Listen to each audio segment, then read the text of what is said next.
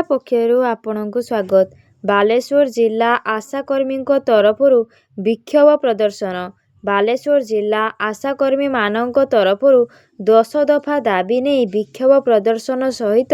ମୁଖ୍ୟମନ୍ତ୍ରୀଙ୍କ ଉଦ୍ଦେଶ୍ୟରେ ଦାବିପତ୍ର ପ୍ରଦାନ କରିଥିଲେ। ଭାରତୀୟ ମଜଦୁର ସଂଘ ଦ୍ୱାରା ସଂଲଗ୍ନ ଓଡ଼ିଶା ରାଜ୍ୟ ଆଶାକର୍ମୀ ସଂଘ ବାଲେଶ୍ୱର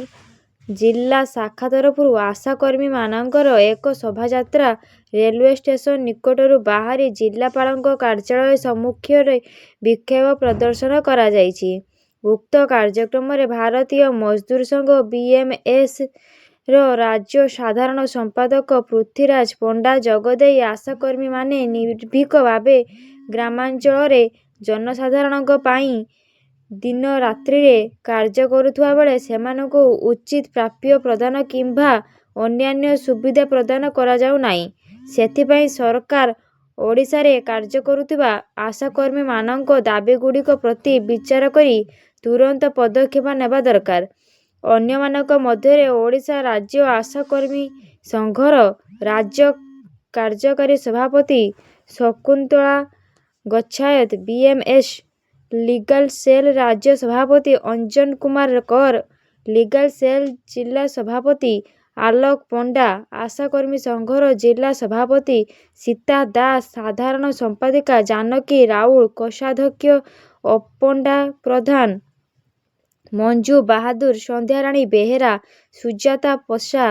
ଜ୍ୟୋତ୍ସ୍ନାରାଣୀ ଦାସ, ପ୍ରେମଲତା ପରିଡ଼ା, ସ୍ନେହଲତା ଭୋଇ, କଳ୍ପନା ମିଶ୍ର ପ୍ରମୁଖ ଶେଷରେ ଏକ ପ୍ରତିନିଧି ମଣ୍ଡଳୀ ଜିଲ୍ଲାପାଳଙ୍କୁ ଭେଟି ମୁଖ୍ୟମନ୍ତ୍ରୀଙ୍କ ଉଦ୍ଦେଶ୍ୟରେ ଏକ ଦାବିପତ୍ର ପ୍ରଦାନ କରିଥିଲେ। देखु आमर ओडिशा राज्य आशाकर्मी संघ भारतीय मजदूर संघ सहित संलग्न ये संगठन ओडिशा रे जो ओडिशा राज्य आशाकर्मी संघ आमर गोटे बहुत बड़ संगठन से आम दीर्घ दिन धरिकी आप 24 वर्ष जो सरकार रहिले से सरकार को बारंबार आम दाबीपत्र देलु देलापर से कौन से आखि दृश्या से पदक्षेप नेले ना एवं जो सरकार आसचंती से सरकार पाखापाखि 1.5 वर्ष ऊर्ध्व समय हो गला किंतु आमे तांकु आमे पूर्वर देइथिलु दाबीपत्र आज पर्यंत किछि हला नै सेतिपई आमर राज्य स्तरीय ओडिशा राज्य आशाकर्मी संघ तरफ आमे निर्णय करथिलु जे भुवनेश्वर रे जोरदार आमे आंदोलन करिवु। तेणु आमे आज बालेश्वर जिला जो ओडिशा राज्य आशाकर्मी संघ तरफ तांकर निष्पत्ति अनुसार